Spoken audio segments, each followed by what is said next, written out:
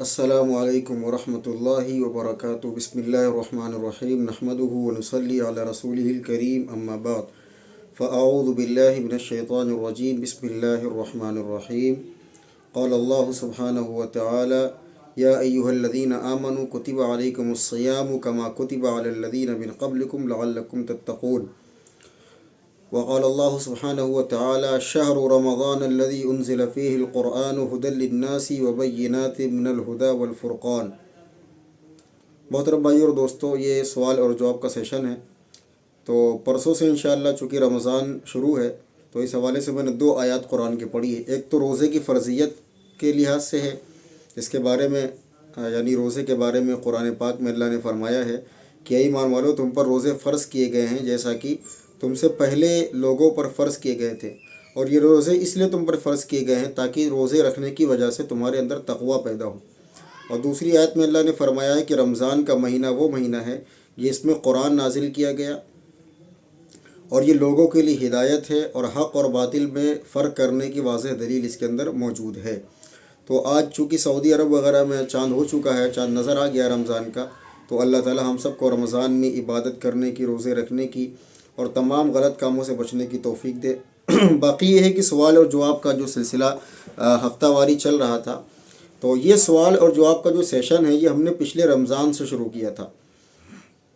1 سال ہو گیا الحمدللہ، اور تب سے ہر سنڈے یہ ہو رہا ہے، کبھی ایک آدھ سنڈے مس ہو گیا ہے۔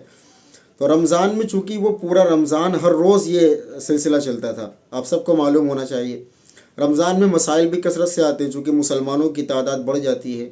معذرت کے ساتھ میں کہتا ہوں کہ مسلمانوں کی تعداد بڑھ جاتی ہے، چونکہ مسجد میں مسلمانوں کی تعداد بڑھ جاتی ہے، اور نماز پڑھنے والوں کی تعداد، روزے رکھنے والوں کی تعداد، تو اس لیے سوالات کثرت سے آتے ہیں۔ تو اس میں میں نے یہ کیا تھا کہ روزانہ سوال آپ گروپ میں کر سکتے تھے، اور شام کو انشاءاللہ جواب اس کا جو ہے اپلوڈ کر دیا جاتا تھا۔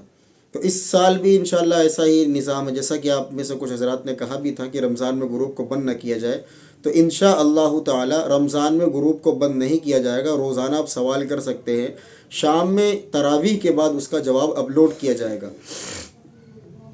جو مختصر سوالات ہوں گے ان کو روزانہ بتایا جائے گا اس کا جواب۔ جو سوالات تفصیلی ہوں گے، جن کے پڑھنے میں، سمجھنے میں، اس کا جواب دینے میں وقت لگے گا، یا جس پر اسٹڈی کرنے کی ضرورت ہوگی، ان جوابوں کو ہفتے میں ایک بار ریکارڈ کیا جائے گا، یعنی ان سوالوں کا جواب ہفتے میں ایک بار انشاءاللہ سنڈے کو دیا جائے گا۔ باقی جو متفرق مسائل ہیں، رمضان سے متعلق، روزے سے، تراویح سے، پاکی اور ناپاکی سے، نماز سے متعلق جو مسائل ہوتے ہیں، انشاءاللہ ان کو روز جواب دیا جائے گا۔ دوسری بات یہ ہے کہ رمضان میں چونکہ مشغولیت بھی زیادہ ہوتی ہے، ہماری مشغولی اس سال بہت زیادہ ہے، تو سوالات صرف ویڈیو کے ہی ذریعے دیے جائیں گے۔ میسج میں سوال یا اسی طریقے سے کال کر کے سوال کرنا، اس وجہ سے کہ رمضان میں مشغولی ہوتی ہے تو مجھے جواب دینے میں دشواری ہوگی۔ تو چونکہ رات کا وقت میں نے آپ لوگ کے لیے فارغ کیا ہے، تراویح کے بعد کا 1 گھنٹہ، اس پہ میں مسائل کو دیکھ کر کے اس کا جواب دیتا ہوں۔ تو سوالات آپ گروپ میں کریں، ان باکس میں کریں، کہیں بھی سوال کریں، ان کا جواب آپ کو ویڈیو میں ہی ملے گا۔ ایک اور بات یہ ہے کہ گروپ میں سوال ہی کریں گے آپ، جیسے اب گروپ کھلا رہے گا پورا مہینہ، تو آپ گروپ میں صرف سوال ہی پوچھیں گے، دوسرا کوئی بھی کام ہو، کتنا بھی ضروری ہو، آپ گروپ میں وہ میسج ہرگز نہیں بھیجیں گے۔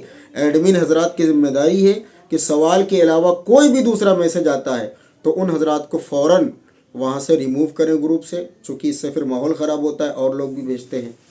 تو سوال کرنے کے لیے گروپ بنایا گیا ہے، آپ مجھ سے سوال کر سکتے ہیں، سوال صرف لکھ کر کے بھیجیں گے، آڈیو میں، ویڈیو میں، یا کسی پوسٹ کو شیئر کر کے آپ سوال نہیں کر سکتے، چونکہ پھر ہم پوسٹ کھولیں گے، بہت وقت لگے گا نا۔ تو آپ جو بھی کریں وہ لکھ کر کے سوال کریں، تو انشاءاللہ یہ جوابات دے دیے جائیں گے۔ تو اب روز انشاءاللہ، اب تو آج بند کر دیا گیا ہے نا، کل بھی بند رہے گا، پرسوں سے گروپ انشاءاللہ کھل جائے گا ہمیشہ کے لیے، تو آپ اس میں سوالات کر سکتے ہیں۔ لیکن میں نے کہا نا کہ زیادہ پھر وہ ہر چیز بھیجی گئی تو گروپ بند کرنا پڑے گا، اس لیے ضابطے کی، اصول کی پابندی کریں، اور صرف سوالات پوچھنے ہوں تو ہی گروپ میں میسج کریں، ورنہ نہیں، ورنہ صرف دیکھیں آپ۔ چلیے بہرحال 2-4 سوالات آج آئے ہیں جن کے جواب دے دیتے ہیں۔ سب سے پہلے سوال کرتے ہیں ابراہیم صاحب سورت سے کہ مفتی صاحب شہادت کی انگلی سے اشارہ کر کے بات چیت کر سکتے ہیں کیا؟ مثلاً کوئی 100 کی چیز ہے اور گراہک نے بھاؤ پوچھا تو ہم شہادت کی انگلی سے اشارہ کر کے بتا سکتے ہیں؟ جی ہاں، بتا سکتے ہیں، اس سے تو کوئی قباحت نہیں ہے، کوئی حرج نہیں ہے۔ اچھا جی، السلام علیکم۔ سوال پوچھتے ہیں کہ حضرت سوال یہ ہے کہ مشتبہ مال پر زکوٰۃ کا حکم کیا ہے؟ کیونکہ اکثر لوگوں کی زبان پر یہ الفاظ مل جائیں گے کہ جھوٹ کے بغیر آپ کا کاروبار نہیں کر سکتے۔ اب جو شخص یہ کہہ رہا ہے اس کے کاروبار کا طریقہ بھی ایسا ہی ہوگا، پھر وہ اسی مال کی زکوٰۃ بھی نکالے، مسجد و مدارس میں چندے کی رسیدیں بھی کٹوائے۔ ہم نے اس پر کئی بار سوچا اور معتبر حضرات سے سوال بھی کیا، تو جواب میں انہوں نے فرمایا کہ اگر معلوم ہو جائے کہ فلاں شخص کا کاروبار جائز نہیں ہے تو اسے زکوٰۃ کا پیسہ لینا یا چندہ لینا بھی جائز نہیں ہے۔ یہ بھی ایک مشکل کام ہے کہ 200 کلومیٹر دور سے کوئی صاحب چندہ لینے آئے اور چندہ دینے والے کے بارے میں تحقیق کرتے پھریں۔ اصل میں لا یکلف اللہ نفسا الا وسعها، تو آپ نے جو لکھا ہے کہ اس کی تحقیق کرتے پھریں، اتنا ذمہ آپ کو اللہ نے آپ کے اوپر نہیں لگایا ہے کہ آپ باریکی سے تحقیق کریں۔ آپ کو یہ معلوم ہونا چاہیے کہ اس کا کاروبار حلال ہے، وہ محنت کرتا ہے، مزدوری کرتا ہے بس، اور اس کے مال میں حرام کی آمیزش نہیں ہے۔ مثلا کوئی ناجائز کام یہ نہیں کرتا۔ ناجائز کام سے مراد یہ ہے کہ ایسا کام جو شریعت کی نظر میں حرام ہو، شراب کا بیچنا ہے، خریدنا ہے، یا سودی کاروبار ہے، اسی طریقے سے کوئی حرام اشیاء کا بیچنا جو ہے خریدنا ہے۔ باقی یہ ہے کہ جھوٹ بولنا، یہ مسئلہ یہ اس کا پرسنل میٹر ہے، وہ اپنا میٹر ہے، اس کا جواب دے وہ خود ہوگا۔ ہاں اگر یہ معلوم ہے کہ بھائی اس کا جو کاروبار ہے یہ حرام پر مبنی ہے اور اس کا اکثر مال حرام ہے، تو پھر تو چندہ لینا بالکل بھی جائز نہیں ہے۔ لیکن اگر ہم دیکھ رہے ہیں کہ سامنے والا جنرل اسٹور کی دکان کھولے ہوئے ہے، بھائی جنرل اسٹور کا کام حلال ہے، ٹافی بسکٹ بیچنا یا دال چاول بیچنا حلال ہے، اس میں کوئی قباحت نہیں ہے، تو اب اللہ نے یہ آپ کی ذمہ نہیں لگایا کہ آپ مکمل تحقیق کریں کہ اس نے سودا جھوٹ بول کر کے بیچا ہے یا سچ بول کر کے بیچا ہے، یہ آپ کے ذمہ نہیں ہے، وہ اس کے ذمہ ہے، اس کا بھگتان وہ خود کرے گا آخرت میں۔ تو اگر آپ نے یہ دیکھا کہ اس کا کاروبار حلال ہے تو آپ اس سے زکوٰۃ بھی لے سکتے ہیں اور امداد بھی لے سکتے ہیں۔ باقی وہ اس کی اپنی ذمہ داری ہوگی کہ وہ حرام مال سے زکوٰۃ نہ دے یا کاروبار میں جھوٹ نہ بولے، وہ اس کا اپنا مسئلہ ہے۔ لیکن اگر کسی کے بارے میں پتہ ہے نا کہ یہ بندہ حرام کام کرتا ہے یا جھوٹ بول کر کے سودا بیچتا ہے، تو اس سے تو آپ نہیں لینا پھر۔ باقی زکوٰۃ کے مال میں ایک ضروری چیز یہ ہے کہ احتیاط کریں کہ باہر سے آئے ہوئے لوگ جن کے بارے میں آپ کو پتہ نہیں کہ ان کا مصرف کیا ہے، ان کو زکوٰۃ کا پیسہ آپ نہ دیں، اگرچہ وہ مدارس کے ہی لوگ ہوں۔ اگر آپ کو معلوم ہے کہ یہ مدرسہ جو ہے، جو میرے پاس آیا ہے اس کا سفیر، اس کا یہ مدرسہ واقعتاً موجود ہے اور اس مدرسے میں دارالاقامہ بھی موجود ہے جہاں بچوں کو کھانا کھلایا جاتا ہے، ان کے علاج و معالجے کے معاملات کو جو ہے دیکھا جاتا ہے، اور وہاں ان کی رہائش کا پورا انتظام ہے، ان مدارس میں تو زکوٰۃ دینا جائز ہے۔ لیکن جن مدرسوں میں دارالاقامہ ہاسٹل قائم نہیں ہے، بچے وہاں رہتے نہیں، پڑھتے ہیں چلے جاتے ہیں، ان کو زکوٰۃ دینا جائز نہیں ہے۔ تو اگر باہر سے کوئی سفیر آپ کے پاس آتا ہے تو اگر آپ کو معلوم ہے کہ ان کے یہاں دارالاقامہ ہے، بچے یہاں رہتے ہیں، کھاتے پیتے بھی ہیں پڑھنے کے ساتھ میں، پھر تو ان کو زکوٰۃ کا پیسہ دے سکتے ہیں۔ لیکن اگر ان مدرسوں میں بچے رہتے نہیں ہیں، کھاتے پیتے نہیں ہیں، پڑھتے ہیں گھر چلے جاتے ہیں، تو پھر ایسے مدرسوں میں زکوٰۃ دینا جائز نہیں ہے اور نہ ان کے لیے زکوٰۃ لینا جائز ہے۔ یہ بہت اہم مسئلہ ہے۔ زکوٰۃ کا پیسہ انہی کو دیجیے جن کے بارے میں آپ کو پتہ ہو کہ یہ مستحق ہیں اور یہ یعنی زکوٰۃ کا پیسہ دینے کے لائق ہیں۔ ہر جگہ زکوٰۃ کا پیسہ نہیں بانٹیں۔ ہاں ان مدرسوں میں آپ امداد دے سکتے ہیں۔ مثال کے طور پر کوئی مدرسے والا آپ کے پاس ہے، بھائی میرے مدرسے میں اتنے بچے پڑھتے ہیں، آپ ان سے پوچھیں کہ آپ کے مدرسے میں اتنے بچے رہتے بھی ہیں کیا، رات کو قیام بھی کرتے ہیں، کھانے پینے کا نظام بھی مدرسے کی طرف سے؟ اگر وہ کہیں ہاں ہے تو آپ زکوٰۃ دے سکتے ہیں، اگر آپ کو پتہ ہے کہ حقیقت میں یہ مدرسہ ہے تو۔ اور اگر وہ کہیں کہ نہیں ہمارے یہاں رہنے کا انتظام بچوں کے نہیں ہے، تو آپ ان کو زکوٰۃ مت دیجیے، امداد دے دیجیے، ان کی ٹیچرز کی سیلری ہے یا جو بھی ہو تو اس میں امداد کر سکتے ہیں، اس کا بھی ثواب ملے گا، لیکن زکوٰۃ آپ نہیں دے سکتے۔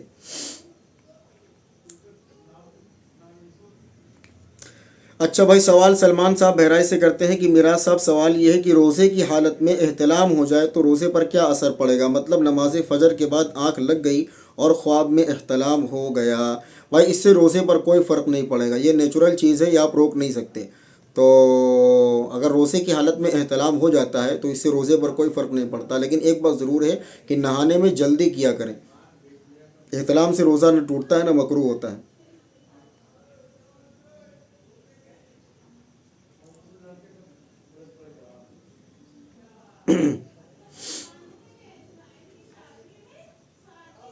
اچھا ایک سوال ہے جو میں نے اس سے پہلے ویڈیو بھی لگائی تھی، عمرے والے کا اپنے ساتھ حاجی لگانا نام کے ساتھ، تو اس پر کچھ لوگوں نے سوال کیا تھا کہ حج کرنے والے جو حاجی اپنے ساتھ لگاتے ہیں کیا یہ صحیح ہے؟ دور صحابہ میں، دور تابعین میں، تبع تابعین میں بہت سارے لوگوں نے حج کیا، لیکن کسی کے نام کے ساتھ حاجی نہیں ملتا۔ تو آج کل کے جو لوگ بر صغیر کے ہندوستان، پاکستان وغیرہ کے حاجی لگاتے ہیں، کیا یہ لگانا صحیح ہے؟ اس کا جواب کیا ہے؟ تو بھائی دیکھیں اس کا سیدھا سا جواب یہ ہے کہ جو بندہ نماز پڑھتا ہے تو وہ اپنے نام کے ساتھ نمازی نہیں لگاتا، تو جو بندہ حج کر کے آیا ہے تو اپنے نام کے ساتھ حاجی کیوں لگائے گا؟ نماز ایک عبادت ہے، حج بھی ایک عبادت ہے۔ نماز آپ نے اللہ کے لیے پڑھی تو آپ نے یہ تو نام نہیں رکھا، مثال کے طور پر میں نمازی ہوں تو میں اپنے نام کے ساتھ لگاؤں، فیس بک پر لکھ لوں نمازی معراج احمد مرزا، تو آپ اپنے نام کے ساتھ حاجی معراج احمد کیسے لکھ سکتے ہیں؟ بھائی حج بھی تو ایک عبادت ہے، حج کوئی ڈگری تو ہے نہیں، جیسے میرے نام کے میں مفتی معراج احمد مرزا لکھتا ہوں، مفتی میری ڈگری ہے، ڈاکٹر اپنے آگے ڈاکٹر لکھتا ہے، ڈاکٹر کی اس کے بعد ڈگری موجود ہے، وکیل اپنے آگے ایڈوکیٹ لکھتا ہے، اس کے بعد ڈگری موجود ہے، انجینئر اپنے آگے انجینئر لکھتا ہے، اس کے بعد ڈگری موجود ہے۔ حاجی اپنے نام کے ساتھ حاجی لکھتا ہے، یہ تو بات عقل میں یعنی بیٹھتی نہیں، سمجھ میں آتی نہیں ہے کہ حاجی معراج احمد کا کیا مطلب ہے، حاجی عبداللہ کا کیا مطلب ہے۔ مثال کے طور پہ آپ سے کوئی نام پوچھے بھائی آپ کا کیا نام ہے، مجھ سے پوچھے میرا کیا نام ہے تو میں کہوں گا معراج احمد، یہ تھوڑی کہوں گا کہ حاجی معراج احمد۔ بھائی حج عبادت ہے، حج میں نے کیا ہے اپنے نام کے ساتھ لگانے کے لیے نہیں کیا، حج تو میں نے اللہ کا ایک فریضہ ادا کیا جو اللہ نے میرے ذمے کیا تھا۔ جیسے میں نے نماز پڑھی ہے تو میں اب نمازی معراج نہیں لکھوں گا اپنے آگے کہ بھائی نمازی Meraj Ahmed Mirza, Facebook I D follow کرو، نہیں، میں لکھوں گا معراج احمد مرزا، اور جو میری ڈگری ہے مفتی معراج احمد مرزا، تاکہ لوگ مجھ سے مسئلے پوچھیں، مجھ سے پتہ چلے کہ بھائی یہ عالم ہے تو وہ رہنمائی حاصل کریں۔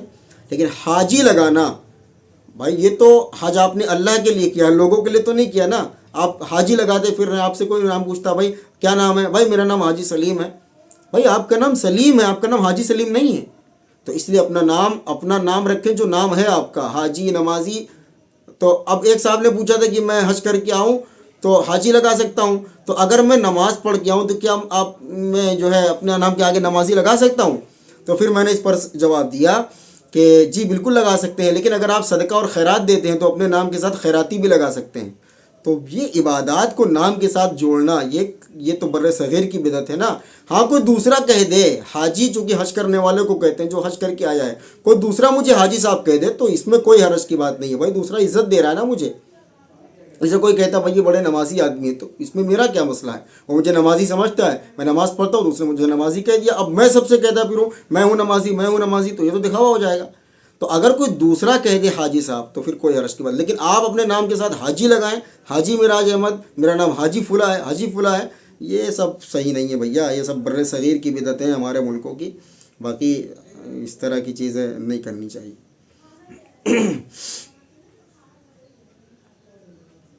سوال پوچھتے ہیں کہ مفتی صاحب کیا پاک ہو کر ناپاک کپڑے دھل سکتے ہیں، جیسے احتلام کا کپڑا یا ہم بستری کا کپڑا؟ جی ہاں، آپ دھل سکتے ہیں، ناپاک کپڑے دھل سکتے ہیں، بشرطے کہ چھینٹیں آپ کے اوپر نہیں آتی ہوں اس کی، تو اس میں کوئی حرج کی بات نہیں ہے۔ اچھا، بارات کے بارے میں بھی ایک سوال ہے، کئی لوگوں نے سوال کیا تھا میری اس ویڈیو پر کہ بارات لے جانا شرعاً کیسا ہے، 100 200 500 آدمی بارات جاتے ہیں۔ بھائی دیکھیں یہ سب ہمارے بر صغیر کی بدعتیں ہیں، ہم نے جو کلچر لیا ہے وہ اغیار سے لیا ہے نا، ہم وطنوں سے لیا ہے، تو ان کے یہاں بارات کی رسم، ہلدی کی رسم، تیل کی رسم، مانجھے کی رسم، رجگے کی رسم، سہرے کی رسم، تو ہم نے سارا اٹھا لیا۔ اچھا ایک بات میں آپ کو بتاؤں، اگر آپ شادی میں یہ ساری چیزیں کرتے ہیں، بارات ہے، ہلدی ہے، مانجھا، اللہ جانے کیا کیا ہوتا ہے، مجھے تو پتہ بھی نہیں کیا کیا ہوتا ہے، تو آپ انڈائریکٹلی یہ بات کہہ رہے ہیں کہ جو طریقہ نکاح کا اللہ کے رسول نے بتایا ہے ہمیں وہ اچھا نہیں لگتا، اس وجہ سے ہم اس میں یہ چیزیں بھی ایڈ کر رہے ہیں، مانجھا، رجگا، ہلدی اور سہرا، یہ چیزیں۔ اس کا مطلب سیدھا سا یہی بنتا ہے کہ جو طریقہ نبی نے نکاح کا بتایا ہے ہم اس سے مطمئن نہیں ہیں، لیکن ہم اپنی طرف سے یہ چیزیں بھی کریں گے چونکہ نبی کا طریقہ ہمیں پسند نہیں ہے۔ نکاح کو سنت پر لائیں، کچھ لوگ چلے جائیں لڑکی والوں کے یہاں تو کوئی حرج نہیں ہے، وہ بھی اگر وہ یعنی مطمئن ہو کہ آپ آ جائیں بلائیں، کوئی مسئلہ نہیں ہے، لیکن 200 400 آدمی لے کر کے جانا یہ تو بڑی بے غیرتی کی بات ہے، بھائی اس سے بچنا چاہیے۔ پتہ نہیں کیوں لوگ نہیں بچتے ہیں، لوگ سمجھتے ہیں کہ بس ایسے ہی کام چل رہا ہے بس۔ بھائی نکاح سنت کے مطابق کریں گے تو برکتیں ہوں گی، نکاح یعنی بدعت کے طریقے پر کریں گے، نکاح دوسروں کو دیکھ کر کے کریں گے، دوسرے مذاہب کی پیروی کرتے ہوئے کریں گے تو برکتیں کہاں رہ جائیں گی؟ بھائی بعد میں چلاتے ہیں لوگ، مفتی صاحب بیوی سے نہیں بنتی، مفتی صاحب ایسا ہوتا ہے، گھر میں لڑائیاں ہوتی ہیں۔ بھائی آپ نے نکاح کے وقت سنت کو کتنا فالو کیا تھا؟ آپ نے تو فالو نہیں کیا، اب یہ ہو رہا ہے معاشرے میں۔ تو نکاح کو سنت پر لائیں، جتنی ہو سکے وہ رسومات کو ترک کریں، رسم و رواج کو چھوڑیں، ہم یہ کہتے ہیں تو ٹھیک ہے، لیکن یہ 100 200 500 1000 آدمی بارات میں لے جانا، بھائی یہ کون سا طریقہ ہے؟ یہ تو یہی بات ہو گئی کہ بھائی میں اپنی بیوی کو لینے کے لیے جا رہا ہوں، تم بھی میرے ساتھ چلو، بعد میں کیوں نہیں لے جاتے آپ؟ ٹھیک بات نہیں ہے یہ ساری چیزیں۔ سوال یہ ہے کہ بینک کا انٹرسٹ کا جو پیسہ ہوتا ہے وہ کہاں یوز کریں؟ بھائی بینک کا جو انٹرسٹ ہے یا کوئی بھی انٹرسٹ ہے، سود کو اللہ نے قطعی طور پر حرام کیا۔ سود کا ایک لقمہ بھی حدیث میں آتا ہے کہ اپنی ماں سے زنا کرنے کے برابر ہے، نعوذ باللہ من ذالک، اللہ ہم سب کی حفاظت فرمائے۔ تو بینک سے جو پیسے ملتے ہیں سود کی شکل میں، انٹرسٹ کی شکل میں، اس کا یوز نہیں کر سکتے آپ، ناجائز ہے۔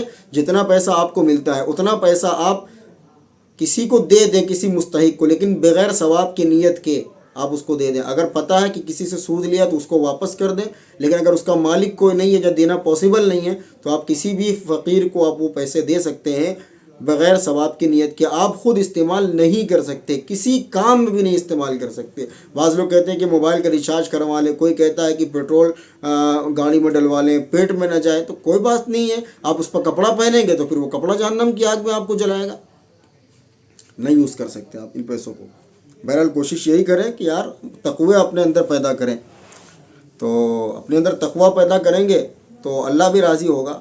آپ شادیوں میں اتنی رسمیں کریں گے، دنیا والے تو خوش ہو جائیں گے، لیکن کیا اللہ کو آپ نے خوش کیا ہے؟ آپ لوگوں کو خوش کرنے کے لیے آپ اپنے اللہ کو ناراض کرتے ہیں، اپنے نبی کو ناراض کرتے ہیں۔ یار کس کی اہمیت زیادہ ہے ہمارے دلوں کے اندر؟ یہ لوگوں کی زیادہ ہے۔ لوگ تو آئیں گے، کھائیں گے، کھانے کی برائی کر کے چلے جائیں گے، لیکن جس ذات کو ہم نے ناراض کیا ہے اس عمل کی وجہ سے، اس ذات کے پاس تو ہمیں لوٹ کر کے جانا ہے، اپنے عمل کا حساب دینا ہے۔ لوگ نہیں دیکھتے، رعایت کرتے ہیں، شادی ایک بار ہونی ہے، بار بار تھوڑی نہ ہوتی۔ بھائی ٹھیک ہے، شادی مرنا بھی تو ایک بار ہے، تو خودکشی کر کے مر جاؤ، یہ کیا بات ہوئی؟ شادی ہوتی ہے ایک ہی بار، کوئی مسئلہ نہیں ہے، لیکن ہم یہ کہتے ہیں کہ سنت پر لائیے، رسومات کو ترک کریے، دھیرے دھیرے ترک کریے۔ آپ ایک دم سے آپ بالکل صوفی مت بن جائیے، لیکن دھیرے دھیرے ترک کریے۔ اپنے گھر پہ بات کریے کہ نہیں ہم یہ سب، بھائی شادیوں میں بینڈ باجا بارات، گھر میں ناچ گانا، اللہ حفاظت فرمائے۔ پہلے ناچنے والیاں باہر سے آتی تھیں، اب گھر گھر میں ناچنے والیاں موجود ہیں۔ آپ شادی کے ایک دو دن پہلے دیکھ لیں، ڈی جے لگا کر کے ناچ ہوتا ہے۔